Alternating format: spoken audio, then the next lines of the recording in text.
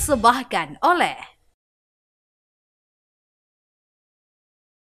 Assalamualaikum warahmatullahi wabarakatuh. Kembali kita berjumpa di podcast Ruang Publik kali ini bersama dengan saya Tika Aziz. Dan di kesempatan kali ini dalam podcast Ruang Publik kita akan membahas sebuah isu yang sensitif. Sayangnya isu ini justru sebetulnya sangat penting dan harusnya banyak dibahas supaya korban-korban dari perilaku-perilaku yang tidak baik ini seharusnya mendapatkan penanganan. Kita akan bicara soal kekerasan seksual yang seringkali korban-korbannya ini tidak berani untuk bicara. Kita akan lihat seberapa dalam sebetulnya pengawasan yang dilakukan oleh Komisi E DPRD Provinsi Jawa Timur. Di samping saya sudah ada Bapak Dr. Andos Haji Imam Ma'ruf. Abah Ma'ruf. Assalamualaikum. Assalamualaikum warahmatullahi wabarakatuh. Abah sehat ya kesempatan kali ini ya?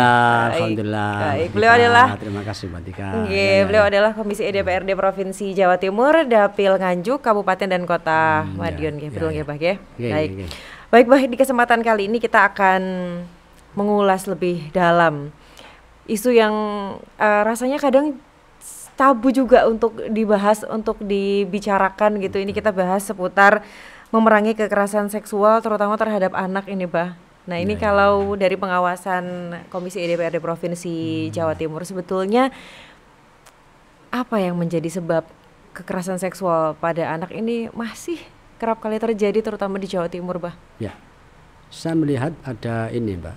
Ya, ada 3 hal yang menurut saya menjadi suatu perhatian. Pertama, ya tentu konten-konten porno ini sekarang marak, satu. Yang kedua, fungsi pengawasan dari pihak orang tua, dari keluarga maupun masyarakat ini kurang begitu. Yang ketiga adalah lemahnya pemahaman keagamaan. 3 hal itu menurut saya menjadi penyebab bahwa adanya kekerasan seksual yang terjadi pada anak-anak, terutama anak-anak di bawah umur. Nah, jadi konten-konten porno ini kan setiap saat, ini setiap saat dan kapan saja orang bisa melihat. Yang bagi orang yang waras kan ini menjadi menarik, apalagi kemudian lemahnya pemahaman keagamaan. Yang kedua, pengawasan orang tua. Pengawasan orang tua sekarang, ya itu tadi, orang tua itu terlalu membebaskan kepada anak-anaknya. Bukan terlalu ya, karena memang nggak ada waktu pengawasan bagi anak-anak. Saya kira itu. Baik, tapi Bah, kalau kita bicara kekerasan seksual yang dialami oleh anak, dulu mungkin kita familiarnya ini banyak korbannya perempuan, tapi sekarang laki-laki juga banyak korbannya. Iya, ya itu tadi konten-konten konten porno itu kan tidak hanya sekedar hubungan antara perempuan laki-laki, tapi kan juga, nah mereka mau coba-coba, mereka gampang, setiap saat mereka lihat seperti itu, setiap saat itu saya kira konten-konten itu sangat sekali merusak. Nah, sekarang orang tua, pengawasan orang tua untuk mengawasi anak-anak pegang HP ini sudah susah. Anak-anak semua sekarang mulai kecil-kecil, mulai SD, mulai udah pegang HP mereka. Udah enggak terserver sama sekali, enggak selektif sama sekali. Ya. Ini kita kan nggak bisa ngontrol, Mbak Tika. Nah, kadang tapi gini, Pak, ini dilematis juga rasanya ya. Kan orang tua menitipkan anaknya ke sekolah, orang tua menitipkan anaknya ke lembaga-lembaga institusi pendidikan, baik berbasis agama maupun berbasis umum gitu. Ini kan dengan harapan bahwa di sana adalah sebuah tempat yang aman.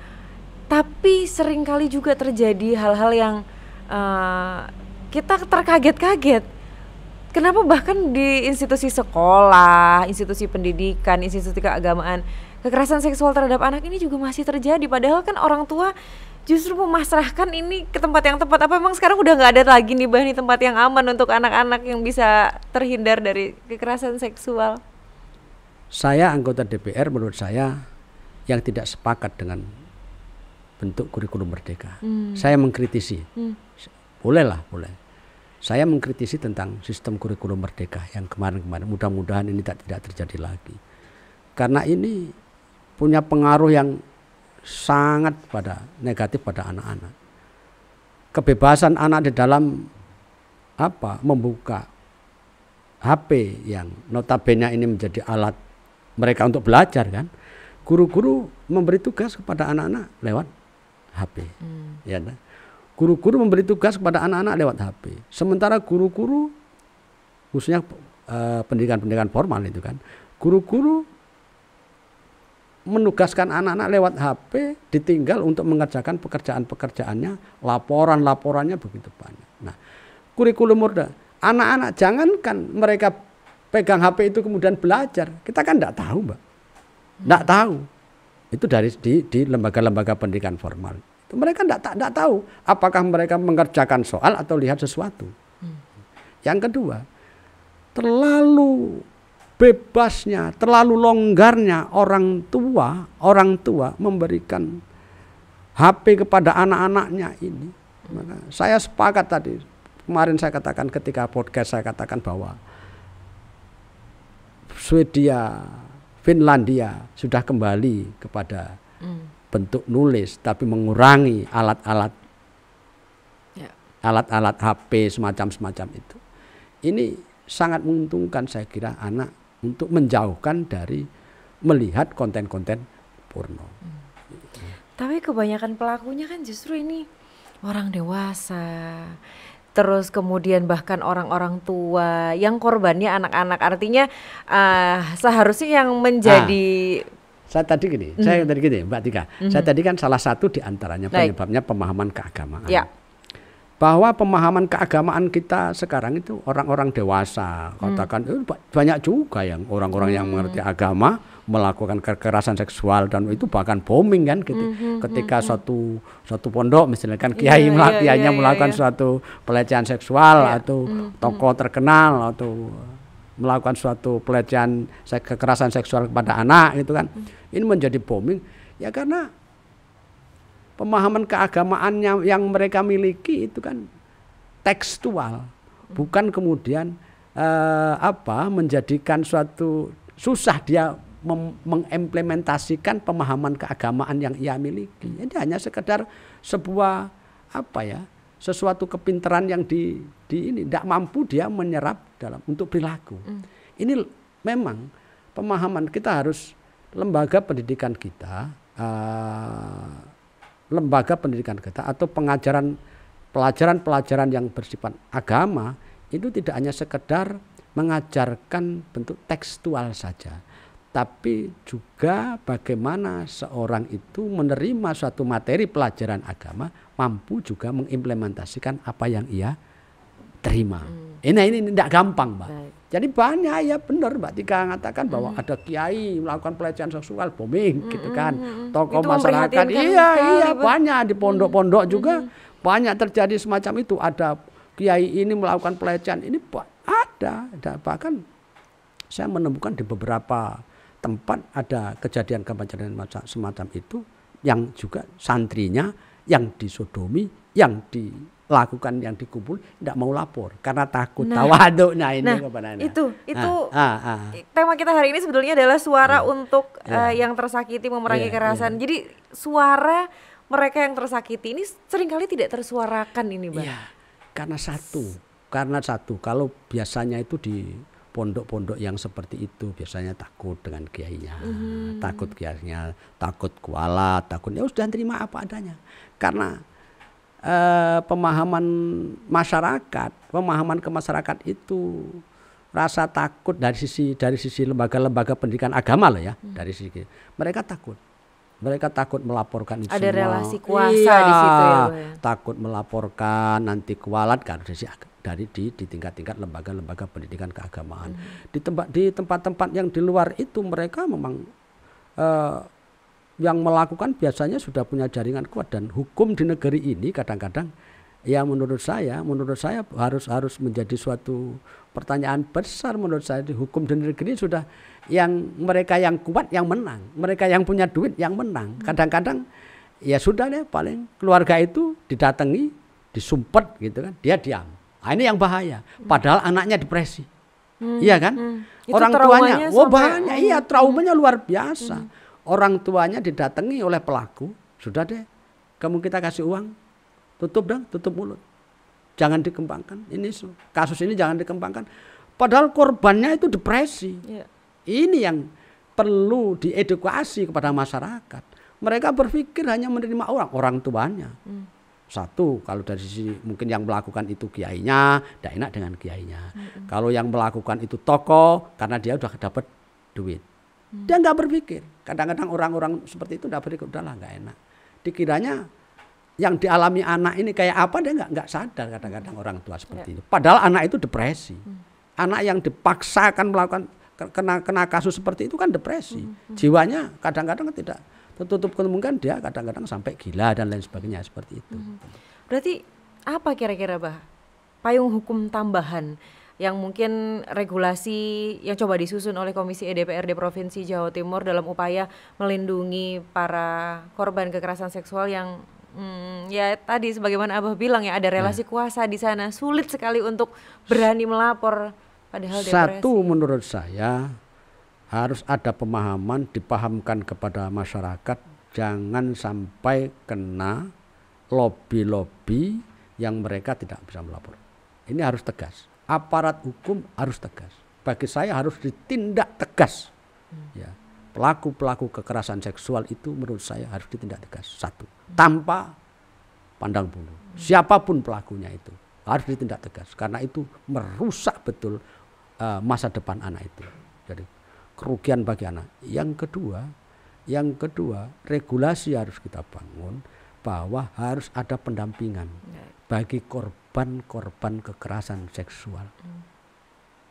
Kita datangkan mungkin dari yang ahli di bidang psikologi untuk bagaimana anak ini tidak masuk terjerumus kepada yang begitu fatal. Bantuan hukum juga mungkin. Iya, bantuan hukum harus jelas.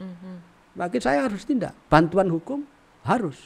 Dan ini ada regulasi itu harus dibentuk tentunya oleh DPR, oleh pemerintah daerah, untuk gubernur. Saya kira kerjasama yang baik, kerjasama dilakukan, bahwa kekerasan seksual ini sudah sangat membahayakan bagi korban-korban di masyarakat. Nah, harus tindakan tegas terhadap pelaku kekerasan seksual ini harus dilakukan tanpa pandang bulu. Kalau perlu pemerintah harus mendatangkan bantuan hukum.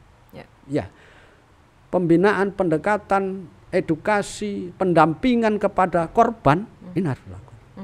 Ini Komisi E saya kira concern sekali sekarang hari ini memperhatikan terhadap kekerasan seksual terhadap anak-anak, korban kekerasan seksual kepada anak-anak. Harus ada pendampingan. Baik. Ini juga yang miris, Bah. Tadi mungkin kita membahas kekerasan seksual yang terjadi di lembaga-lembaga pendidikan. Taruhlah ini bukan orang tua kandung. Ya, Bah ya. Nah, yang terjadi belakangan ini bahkan sampai viral di mana-mana. Ini yang pelaku kekerasan seksual adalah justru ada di rumah. Entah itu ayah atau kakek, paman, keluarga terdekat lah, Bah.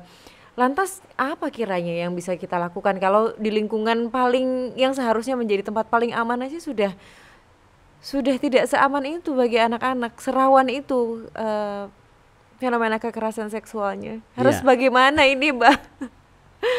Silakan, Mbak. Ya gini, Mbak Tika. Jadi ya di masyarakat kita ini sudah luar biasa menurut saya.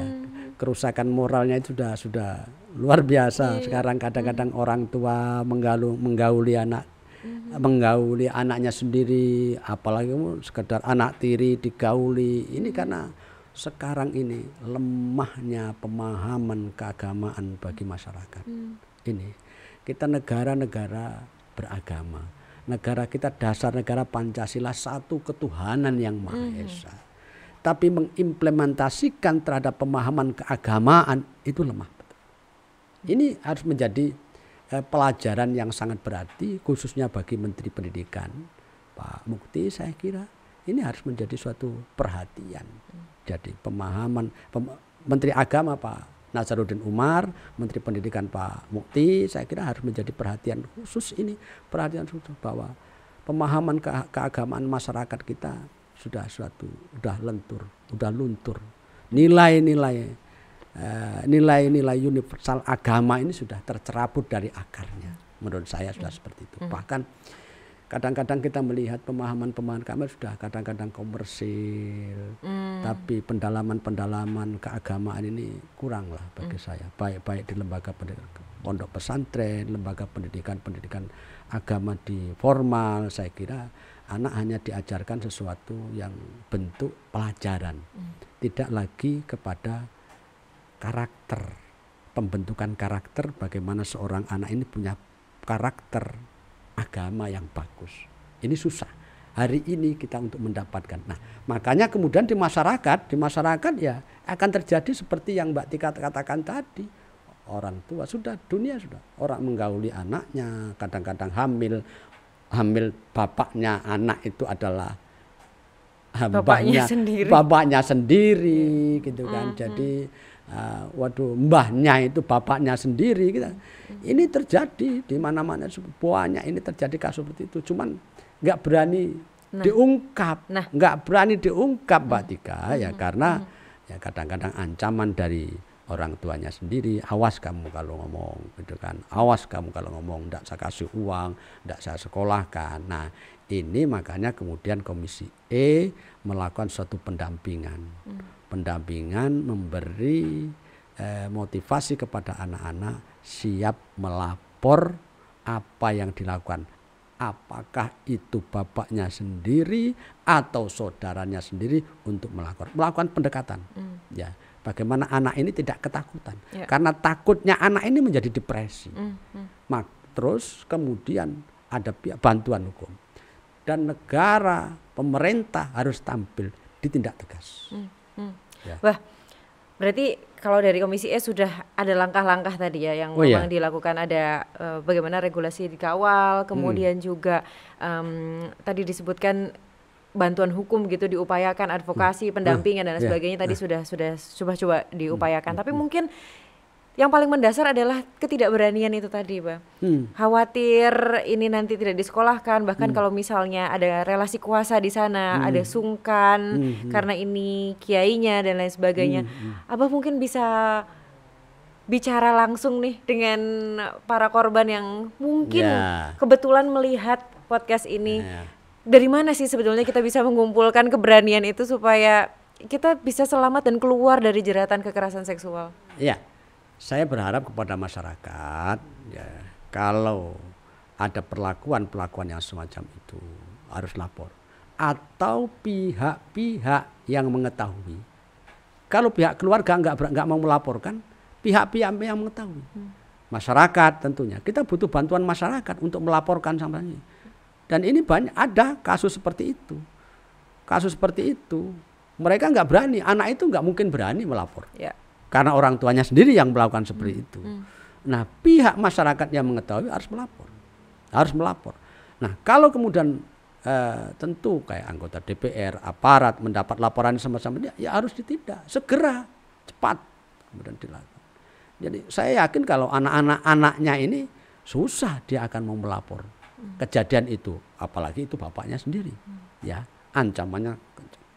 Ini kalau kemudian masyarakat yang nggak mau, masyarakat yang harus melaporkan, maka ini kemudian ada edukasi, penjelasan kepada masyarakat di tingkat bawah sampai tingkat RT-nya, kemudian melaporkan. Kan setiap 24 jam harus kehidupan. Makanya RT itu tidak hanya sekedar jabatan-jabatan tumpang doang nama. RT ya punya kewajiban memantau kehidupan masyarakat setempat. Ya, jangan dibiarkan ada penyimpangan kekerasan anak terhadap rumah tangga di daerahnya setempat. Maka kerjasama pemerintah, camat dengan lurah, dengan RT ini harus dibangun untuk pengawasan itu.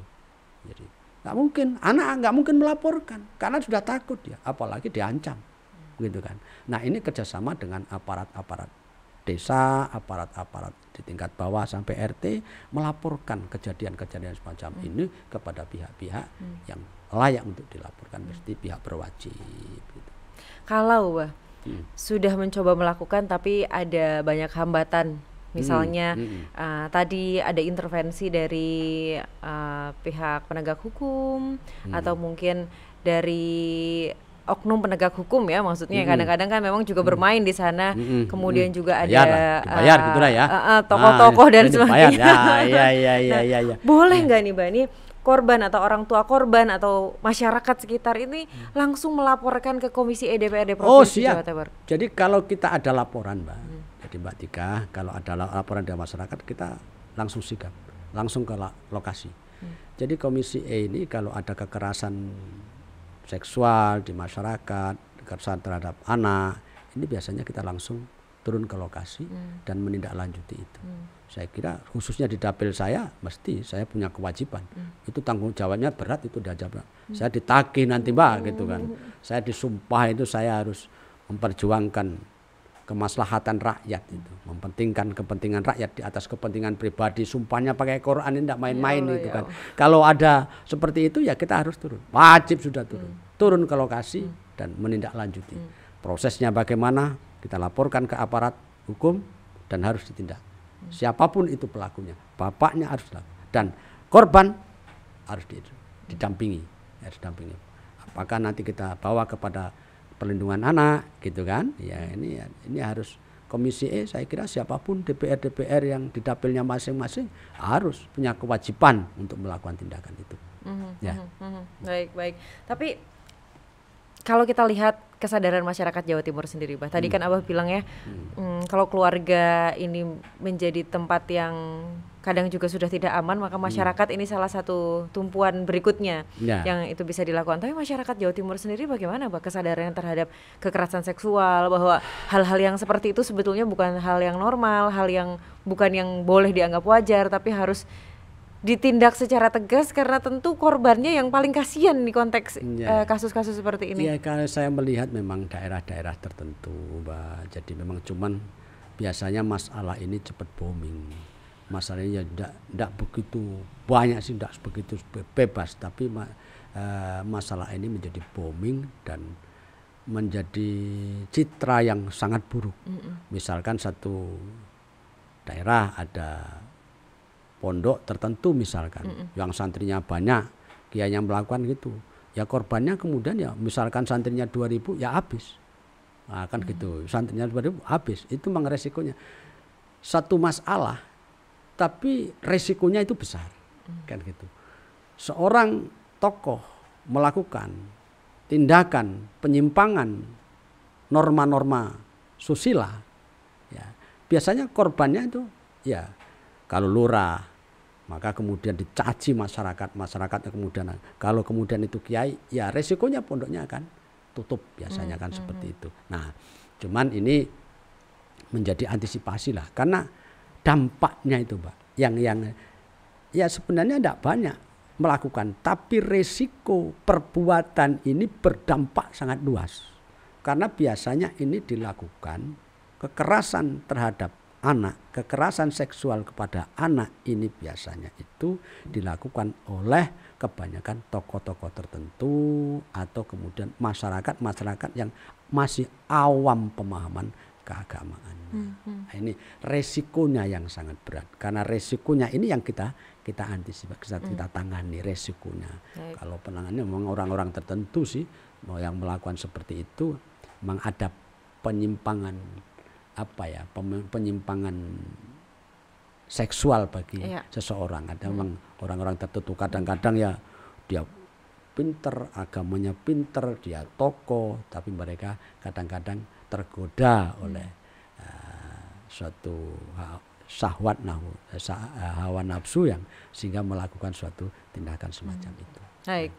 Dari satu sisi masyarakat mengawasi anak-anak kita begitu untuk bisa sadar, aware, waspada terhadap bentuk-bentuk kekerasan seksual terhadap anak. Kemudian ada regulasi juga yang mengatur, pendidikan agama juga tadi kalau bisa dikuatkan begitu ya Bah ya, tadi sebagaimana Abah bilang. Tapi perlukah kiranya anak-anak kita juga dibekali dengan misalnya pendidikan seksual supaya mereka bisa mewaspadai, bisa tahu bahwa apa yang dialami oleh mereka ini sebetulnya adalah sebuah tindak kekerasan seksual dan mereka adalah korban, mereka harus melapor. Perlukah ada Atau sebetulnya sudah bukan bicara perlu atau tidak perlu lagi, itu sudah dilakukan dan sudah disosialisasikan ke sekolah-sekolah di Jawa Timur atau pada anak-anak misalnya, seperti apa? Saya kira sejauh perlu ini? Mbak. Jadi saya kira perlu disampaikan kepada anak-anak. Karena kita tidak menutup diri, kita tidak bisa menutup bahwa masa pertumbuhan anak, masa pubertas itu kan harus dilalui. Masa pubertas itu harus dilalui, dan kemudian peluang-peluang orang yang akan berbuat tidak baik itu selalu ada. Kapanpun, mulai zaman Nabi Adam itu sudah ada. Orang untuk berbuat menyimpang itu ada. Nah, pencegahannya ini yang harus dilakukan. Tidak bisa kalau kemudian orang, ya kalau Quran hubus syahwati minan nisa'i wal, ini orang senang kepada lain jenis itu sudah kodrat. Sudah kodrat, itu nggak bisa dihapus, itu Quran sudah. Orang hubus syahwati minan nisa'i itu sudah kodrat, nggak bisa. Maka cuma pencegahan perilaku menyimpang ini yang harus kita lakukan. Baik. Perlu ada satgas khusus kah, Bah? Kalau mungkin kita melihat angkanya, Komisi DPRD Provinsi Jawa Timur mungkin melihat tahun ke tahun jangan-jangan ini semakin naik angkanya, atau mungkin berbasis berita di sosial media aja ini yang kok semakin hari semakin meresahkan tentang kekerasan seksual ini. Sudahkah saat ini kita butuh satgas khusus, atau sebetulnya justru sudah ada satgas khusus itu? Saya kira satu, KPAI, ya, Komisi Perlindungan Anak, kerjasama dengan aparat. Saya kira sudah cukup kalau kita mau konsisten. Ya.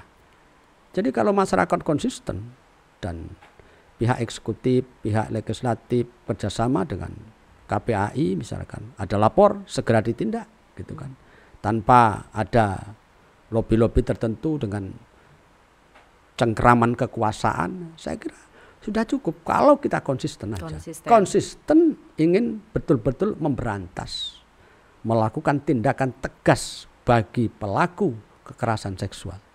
Sudah kita punya KPAI, kita sudah punya polisi, bahwa itu ada aturan-aturan, regulasinya sudah ditata, hukumnya sudah ada semuanya. Kenapa itu kemudian tidak diterapkan? Ya kadang-kadang karena penerapan dari ini, penerapan aplikasi dari penegak hukum, aplikasi dari ini yang belum mengimplementasikan apa yang terjadi di masyarakat ini yang susah. Mestinya kan ketika ada kejadian itu harus ditindak. Laporan misalkan ada masyarakat di tempat tertentu melaporkan kepada anggota komisi misalkan, segera turun, lapor ke KPAI, aparat penegak hukum turun. Perlindungan anak perlindungan kepada pelaku yang korban dilakukan. Saya kira sudah cukup. Lembaganya sudah ada, penegak hukumnya sudah ada. Sebetulnya. Kemudian regulasinya juga sudah ada, payung hukumnya sudah ada, tinggal tataran implementasinya. Iya betul. Berarti apa, Bah? Ini yang mungkin pertanyaan selanjutnya. Kenapa implementasinya begitu susah? Apakah memang tadi ada soal relasi kuasa atau ini? Iya, Mbak. Jadi negara ini memang sudah kondisinya menurut saya ini harus inilah. Jadi tergantung kepada aparatnya masing-masing ya. Terutama juga eksekutif, anggota DPR-nya gitu, aparat penegak hukum ini. Jangan sampai kemudian saya pesan betul yang punya duit yang menang, cengkeraman kekuasaan itu karena punya jaringan, punya backing kuat sehingga dia melakukan apa saja bebas. Nah ini saya melihat ini penyakit-penyakit yang hari ini juga harus jujur, kita harus menjadi evaluasi. Bahwa backing kita kuat sehingga orang dengan leluasa melakukan kebebasan apa saja. Kadang-kadang seperti itu karena backing kuat. Apa-apa nanti ada backing saya. Apa-apa ada backing saya gitu kan. Apalagi kemudian dia kadang-kadang cukup duitnya. Sudah sumpelin duit diam gitu kan. Nah ini korbannya ini masyarakat. Korbannya masyarakat. Sudah banyak seperti itu. Jangan lagi lah bahwa hukum kita melempem. Jadi ini saya melihat bahwa aparat kita melempem. KPAI juga saya kira harus bertindak tegas gitu kan. Aparat penegak hukum harus tegas. Ini penting sekali di dalam rangka untuk menata masa depan masyarakat. Baik. Ya. Apa yang tadi Abah sebutkan terkait dengan lembaga penegak hukumnya sudah ada, kemudian misalnya tadi KPAI juga sudah ada, bahkan juga advokasi sebetulnya juga bisa sangat mungkin dilakukan oleh Komisi DPRD Provinsi Jawa Timur dan sebagainya. Sayangnya mungkin, Mbak, kalau kita bicara korban-korban dari kekerasan seksual, anak-anak korban kekerasan seksual ini bukan hanya ada di kota-kota besar yang mudah aksesnya terhadap lembaga hukum dan lain sebagainya. Ada juga, bukan ada, tapi justru banyak sekali yang ini di daerah-daerah terpencil. Mereka sulit sekali untuk menjangkau bantuan hukum dan lain sebagainya. Betul. Justru di daerah-daerah terpencil yang mereka kemampuan atau pemahamannya terhadap hal ini masih rendah karena orang tuanya yang tidak sekolah. Ketika anaknya mengalami kekerasan seksual, ya sudah. Ini banyak, ini waspada justru menjadi PR kita bersama bagi aparat penegak hukum, KPAI, pemerintah daerah, pemerintah pusat, bahwa pelanggaran-pelanggaran kekerasan seksual itu yang tidak tertangani itu saya laporkan aja. Ini banyak di daerah-daerah terpencil. Karena satu, orang tua tidak punya keberanian untuk melaporkan hal ini. Karena keterbatasan wawasannya. Keterbatasan wawasan. Mereka takut. Awas kamu kalau melaporkan. Nanti. Awas kamu kalau melaporkan. Justru habis banyak uang kamu nanti. Udah biarin sudah. Ini banyak. Seperti itu banyak di daerah-daerah. Ya karena keterbatasan pengetahuan, pemahaman masyarakat di daerah-daerah terpencil. Jadi, makanya korban kekerasan itu banyak daerah terpencil yang tidak tangani itu di daerah-daerah terpencil. Ya. Ya. Sehingga perlukah, ini pertanyaannya lagi-lagi, perlukah sebetulnya ada program khusus, mungkin usulan dari DPRD Komisi Provinsi Jawa Timur untuk pada pemerintah Provinsi Jawa Timur, bagaimana concern-concern tentang pendidikan yang sebagaimana tadi Abah sebutkan itu dilakukan di desa-desa, edukasi semacam itu dilakukan di desa-desa. Jadi sekarang kebetulan anggota DPR ini kan diberi banyak ada kegiatan namanya sosper, sosialisasi. Jadi kepada masyarakat, saya kira kita fokuskan ke daerah-daerah terpencil. Anggota-anggota DPR harus turun ke bawah, ke daerah-daerah terpencil. Komisi tentunya komisi yang membidangi ini ya harus turun ke bawah. Kita sudah ada anggaran di Jawa Timur itu, ada anggaran untuk melakukan sosialisasi. Nah, kita gunakan ini edukasi kepada masyarakat di pedesaan, di daerah-daerah terpencil. Kita lakukan. Walaupun toh kemudian ini tempatnya memang kadang-kadang berat, medannya berat, ini yang kadang-kadang orang tidak mau melakukan itu, cari enaknya kan banyak. Cari yang dingin-dingin, kalau bisa luar negeri. Ini, makanya ini harus sekarang kita mengedukasi masyarakat dalam khususnya dalam menangani kekerasan seksual kepada anak ini kita lakukan di masyarakat. Sudah tidak perlu takut. Kita sampaikan kepada masyarakat sudah tidak perlu takut melaporkan ini semuanya. Jadi kalau kemudian kami terutama saya dilapori misalkan di daerah-daerah dapil saya ada kekerasannya, saya akan turun. Akan saya kawal sudah. Akan kita kawal sampai kapanpun bahwa harus ditindak. Harus ditindak. Tidak usah ada ketakutan, misalkan istrinya, kalau yang melakukan misalkan bapaknya, kemudian istrinya takut, sudah tidak usah khawatir. Bahwa kita akan melakukan suatu tindakan-tindakan pengawalan sampai kemudian yang bersangkutan itu ditindak tegas oleh petugas, kepolisian, KPAI, anak juga akan diamankan. Bagaimana jiwa sang anak ini tidak rusak. Kadang ada problem berikutnya lagi nih, kalau kita ngomongin ini memang ya. agak ruwet nih. Ruwet.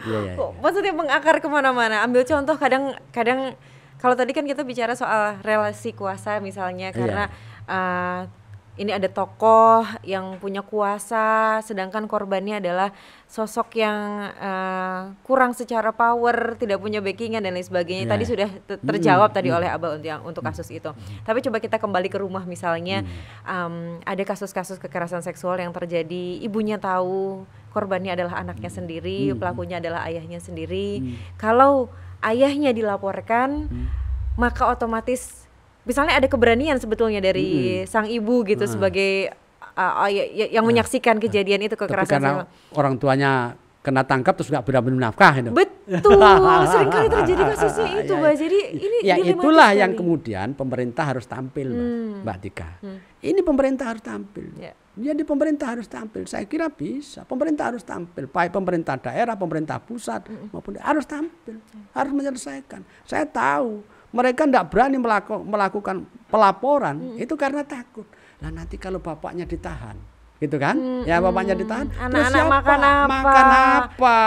Ini yang saya katakan ada pendampingan. Dari bantuan hukum juga harus dibiayai, pendampingan masa depan keluarga ini kan kita juga punya apa ya? Kalau pemerintah pusat itu ada PKH, jadi di Jawa Timur juga ada bantuan-bantuan yang bekerja membantu keluarga miskin. Saya kira ada regulasinya, adalah bisa lah. Ini jelas mereka nggak mau melaporkan di antara faktor seperti Mbak Tika katakan tadi. Ini kalau bapaknya dilaporkan, terus saya mau makan apa? Ini problem. Nah inilah yang kemudian kita harus tampil. Melakukan suatu pendampingan, melakukan suatu pendampingan baik secara hukum, pendampingan secara ekonomi, pembiayaan keluarganya. Karena ini orang ini harus ditolong dan ini kewajiban negara, kewajiban pemerintah daerah harus ditolong. Ini kena musibah, ada kejadian ini harus ditolong. Ya. Jadi bisa ya, Bah ya, misalnya ada korban ibunya melapor ke Komisi DPRD Provinsi Jawa Timur, ini butuh bantuan ekonomi juga, harus bisa dia nggak mungkin, kamu kalau lapor nanti kalau dia kan diancam begitu, nggak mungkin mau lapor. Kalau lapor siapa yang nyari uang, siapa kamu mau makan dari mana, kan begitu. Ini kasusnya kekerasan seks pada anak itu tidak dilaporkan ya memang seperti ini, memang kasusnya seperti itu. Mereka ketakutan dan wawasan pengetahuannya kadang-kadang si ibu ini rendah. Dia tahu bahwa anaknya digauli, bapaknya itu tahu. Tapi dia tutup mata karena takut, karena perut saya nanti makan apa, gitu. Ironi. Maka kalau ironi banget. Jadi makanya di dalam Islam itu ada kadal fakru ayyakuna kufron, bahwa kefakiran itu bisa membawa kufron. Kalau udah dia nggak bisa makan, apapun dia harus diam, kan gitu. Demi makan dia harus diam. Dia demi makan dia harus diam, nggak mau melaporkan. Kasus-kasusnya seperti itu, Mbak Tika. Tapi kalau di konteks itu diam bukan emas ya, Bah? Bukan, ya dia harus dilaporkan, dan kita harus tampil. Pemerintah harus tampil. Biar tidak terjadi ini seperti ini. Harus ada efek jerah. Jadi ini harus ada efek jerah sehingga tidak penyakit masyarakat ini tidak berlarut-larut, tapi ada efek jerah bagi pelaku kekerasan seksual pada anak. Baik, Bah. Tapi kalau misal Abah ingin berpesan kepada para ibu atau orang-orang yang seharusnya melapor korbannya sendiri, apa kiranya Bah yang ingin Abah sampaikan kepada mereka? Saya sampaikan kepada masyarakat semuanya, gitu kan.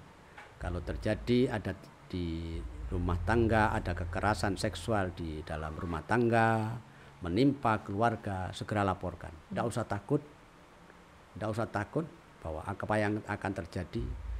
Kita akan melakukan suatu pendampingan sampai tuntas.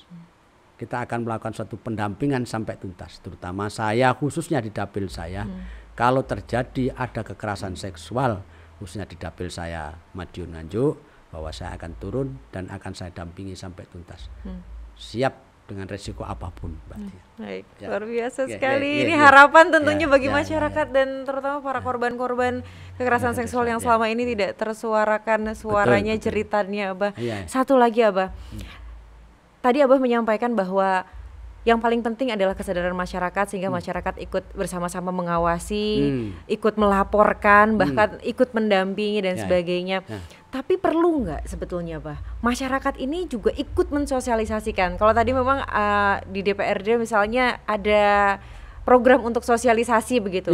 Perlukah program sosialisasi ini juga dilakukan oleh masyarakat untuk menunjukkan kepada masyarakat yang lebih luas lagi bahwa kekerasan seksual pada anak ini sedekat ini fenomenanya di tengah-tengah kita bersama dan kita semuanya harus perang terhadap hal itu? Ya perlu.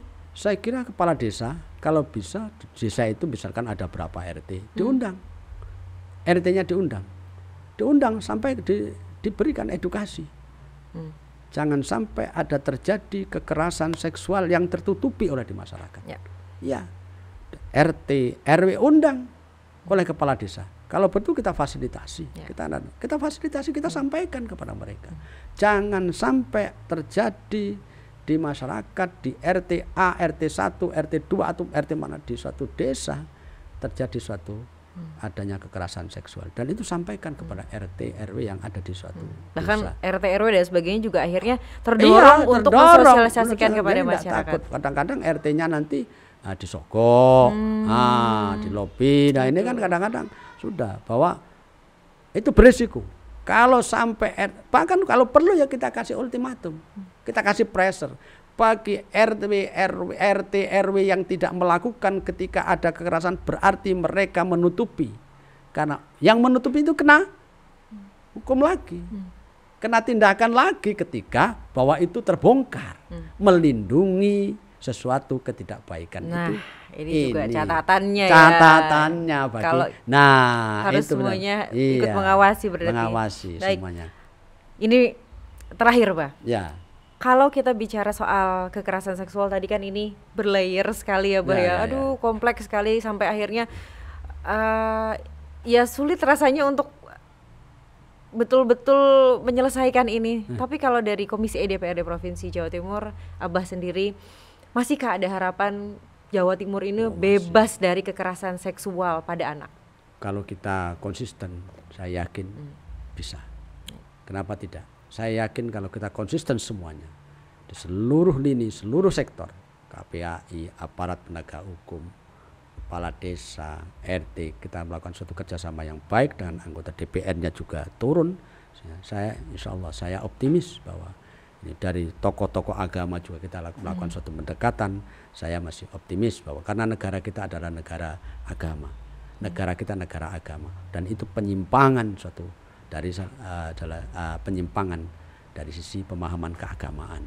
Tidak ada agama manapun yang ada di Indonesia ini, 5 agama yang ada di Indonesia tidak pernah bisa mentolerir, membenarkan tindakan kekerasan seksual kepada anak. Saya kira kalau kita optimis, kita komitmen bersama-sama, saya yakin bisa. Optimis, komitmen seluruh stakeholdernya betul-betul bersinergi bersama-sama untuk perang terhadap kekerasan terhadap anak, kekerasan seksual terhadap anak. Baik, itu kuncinya ya. Baik, matur nuwun sangat Abah. Terima kasih banyak ini paparannya, mungkin membuka mata kita semua, dan bukan hanya membuka mata kita semua tapi juga membakar keberanian terutama bagi kita semua yang jangan-jangan selama ini menyaksikan kekerasan seksual terhadap anak di sekitar kita, atau kita sendiri justru korbannya. Kita perang terhadap kekerasan seksual terhadap anak. Saya Tika Aziz pamit, sampai jumpa di podcast Ruang Publik berikutnya. Wassalamualaikum warahmatullahi wabarakatuh. Waalaikumsalam.